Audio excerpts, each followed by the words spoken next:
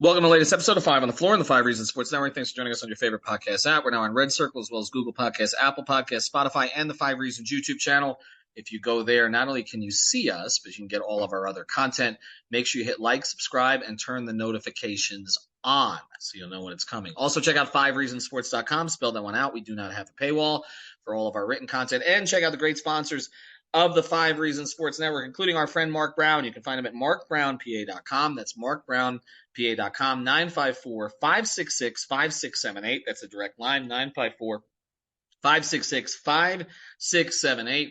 Go to Mark for a couple of different reasons like I have. If you need an estate attorney, basically somebody who's going to make sure that whatever it is you've earned over the course of your life goes to the people that it should go to and not to the state or some person that you didn't even want to invite to the family parties, go to markbrownpa.com and make sure that your estate plan is set up. It's important, especially if you have a child. Also, he's a real estate attorney, so if you're closing on a property, I can tell you he did a couple of my closings for me, did a great job with it, handled a very difficult other side. He just has a very calm demeanor, and he's a huge Miami Heat fan, so reach out to him. It's markbrownpa.com.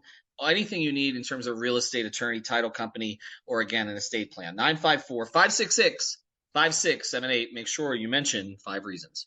And now, today's episode.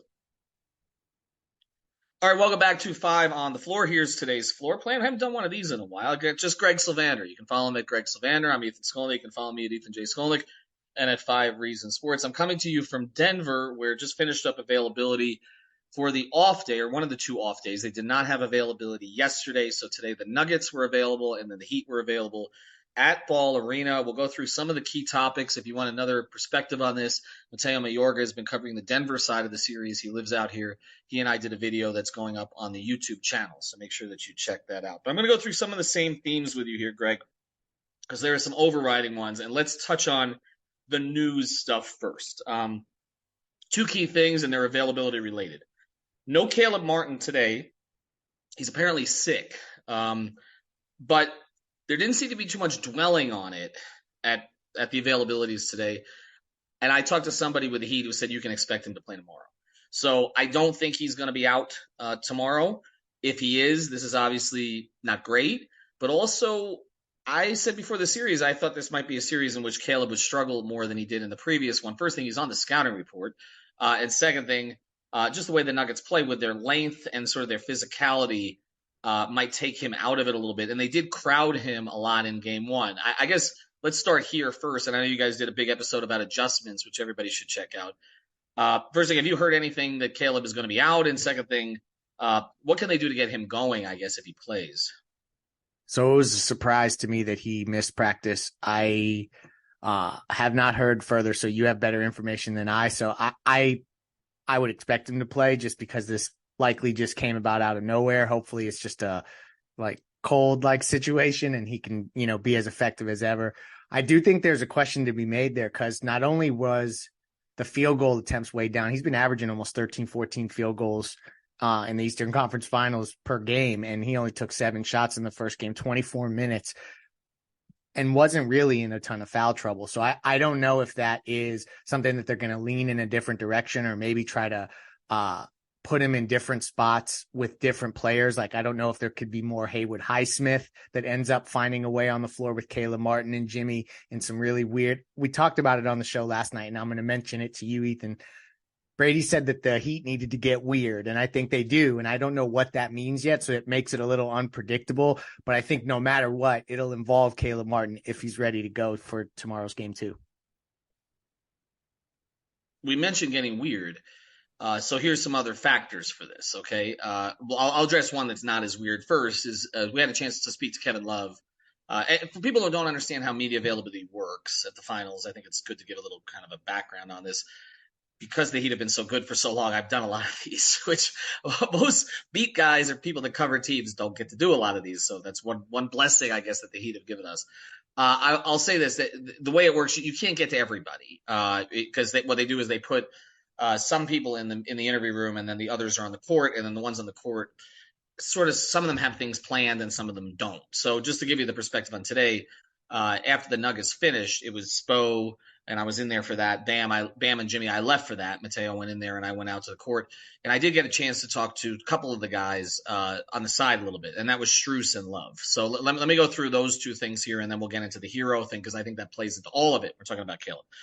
As far as Strus goes, he told me a story. I just said to him, I said, listen, because I had asked Spoelstra in the press conference, but something Spose told me before, which is that early in his career, he made a mistake earlier where he told a Heat player, a Heat veteran who was a shooter, to stop shooting. And I remembered it as Shane, but it was actually, as he corrected me on the podium, it was Mike Miller, who he had told at the time, stop shooting. And he said he never made that mistake again. Like that was like his attitude is, if he's at the roulette table and red keeps hitting, he's doubling down on black. Like that's the way that that's just his personality now. And he wants you to keep shooting, double down and all the rest of this. And so I said to Max, telling him that story, I said, when did you sort of realize that this was the approach that they wanted to take with you? And the reason I'm bringing up Max is 0 of 9 from 3 in game 1 and 0 of 10 overall. So that's a historically bad NBA Finals game. Like that's John Starks-ish bad, right? So and I wish I could have talked to Pat about that today, but unfortunately Pat was not available, even though he was sitting in the crowd, and we knew he was there before I even saw, because he was sitting there with Arison and with Spo. And before I even saw him there, I heard the Motown. I'm like, okay, Pat's here, because that means Pat, not Jimmy, has control of the speakers. But anyway, so in talking to Strus on the side, I said, okay, when did you realize he had this approach with you that he wanted you to shoot all the time? He says, second time they brought him in is in Exhibit 10. He said he passed up a couple shots, and Chris Quinn and Spo both pulled him aside afterwards and said, if you do that again, you're cut. He says, you are here to shoot. Wow. So keep shooting. So they are not going to stop in terms of that. They want Max to take those shots. But there's other factors that play into this. Talk to Kevin Love a little bit. Kevin is staying ready. He said, I asked him, I said, your body right now that you're in your late 30s, is it better that you got some time off, or is it harder to kind of ramp up? He says a little bit of both, but I'll be prepared. He says, I feel good. He did talk about the need for maybe more size in this matchup. He said that when he's played against Denver before, he's typically been the 4 in those games. And obviously he was a different kind of player at that time than he is now, and more of a featured player. But I get the sense that he's going to be dusted off here at some point. It may not be in game 2. So you're dealing with a Caleb thing. Is he going to play? How effective is he going to be? You're dealing with Strus's confidence to a certain degree. You're dealing with Love, and the idea might he be more effective than Zeller? You just played Highsmith a ton of minutes, and he gave you really good minutes, so it's not like you want to pull him out right now. And then there's Tyler. Okay, so here's the latest on Tyler, Greg. There's been reports. It seems like the national guys are trying to get ahead of it about game 2, but you've also heard that game 2 was a possibility. So let me get into what you've heard, and then I'll get into what they said today. So essentially, and this dates back to prior to game 1, it was essentially the first loss or game 3, whichever came first. And so I think medically, physically, Tyler Herro's ready to go. And this is just more about understanding time and score. And I mean that in a broader sense, in terms of when to get him involved in this and to insert such an integral part of the team, a starter, a 20-point scorer, a player that in this matchup could have some really big moments potentially with the pull-ups. I think that I'm going out on a limb again. This is 2 episodes in a row. I think that they're really going to look to activate him for game 2. It would be consistent with everything I've heard that he's tracking well, ready to play. You mentioned it on our Off the Floor feed and also on Twitter that they weren't hiding him at all. And so I think that that's also a good sign, but let's hear what they said. Let's hear what they said. Okay, so that's what we've heard, and that's consistent with what I've heard. So Eric Spoelstra was asked the question by Ira at the very start today, and he said, I don't know where that game 2 report came from. So is this Eric playing possum, or is it that, again, some of the reporting might have gotten ahead of itself? Based on Eric's history, it could really be either, because he's done this kind of thing before, and he'd like to wait till the last minute. I know that the Nuggets, I talked to some Nuggets people who said they're expecting him to play, or at least they're preparing for him to play. Now, what we saw, again, to give a little bit more background on this, the Nuggets had their practice first. You could watch 30 minutes, and they shut it down, and then they were available. And then the Heat's availability, and it'll be the opposite way, by the way, in Miami, where the Heat will go first. But then the Heat's availability was piggybacked right after the Nuggets availability, and then the Heat practice came after. So Spo had said that, And then we all went out to the court and whatever. And then Tyler was out on the court at the very beginning. And like I said, they were not hiding him. Now, we didn't even see Jimmy in the open part of practice. I think he was still doing interviews. Okay. So, and I didn't see Bam. Okay. But Tyler was out there. Now, Tyler was working with basically Duncan Robinson, Haywood Highsmith, and some guys who aren't going to play.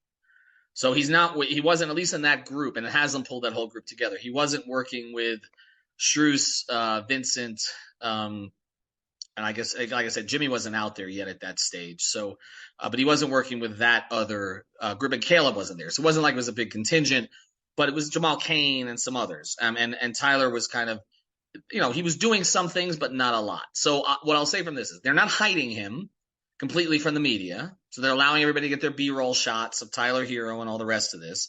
But at the same time, we didn't see him do a lot.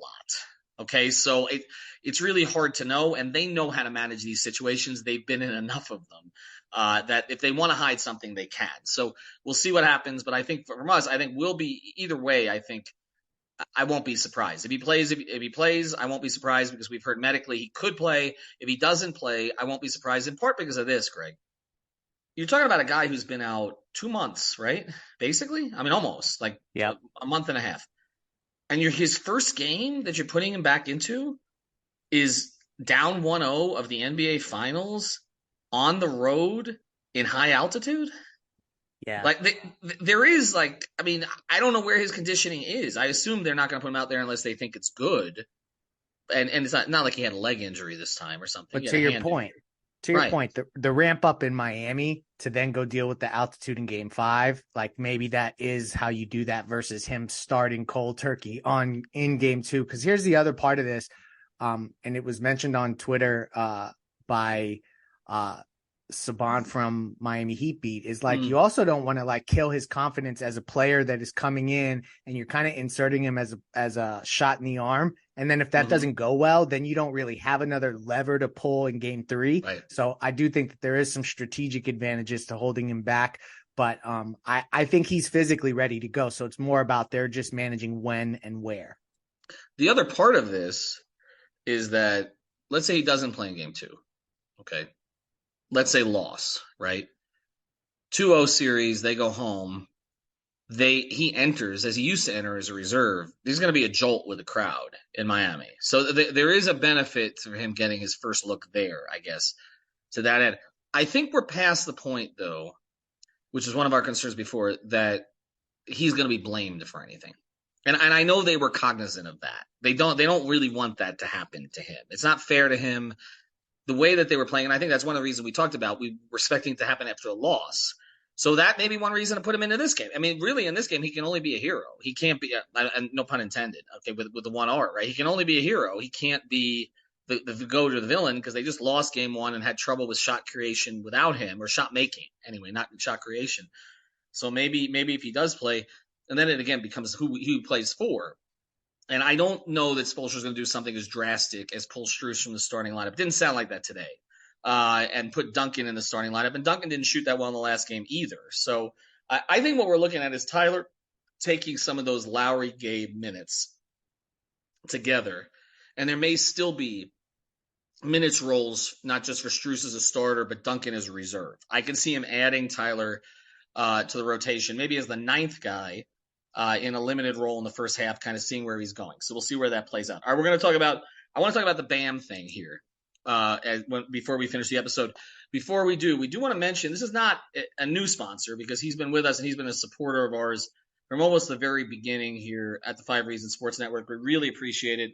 He's come to our watch parties. He's a huge Miami sports fan, just a really good person. And also, he can really help you if you've got back pain, and that's his specialty. Reach out to our guy, Dr. Jonathan Chung, board certified chiropractic and chiropractic neurology. Jonathan's gonna make me say that 5 times fast. Specializing in chronic pain, dizziness, and post-concussion syndrome. He's got a new sports vision training program used by athletes like Steph Curry. He's actually based up in the Palm Beach area. He can service all of South Florida because not only does he offer in-person consultations, but also telehealth consultations at an affordable price. I've had people who've gone to John.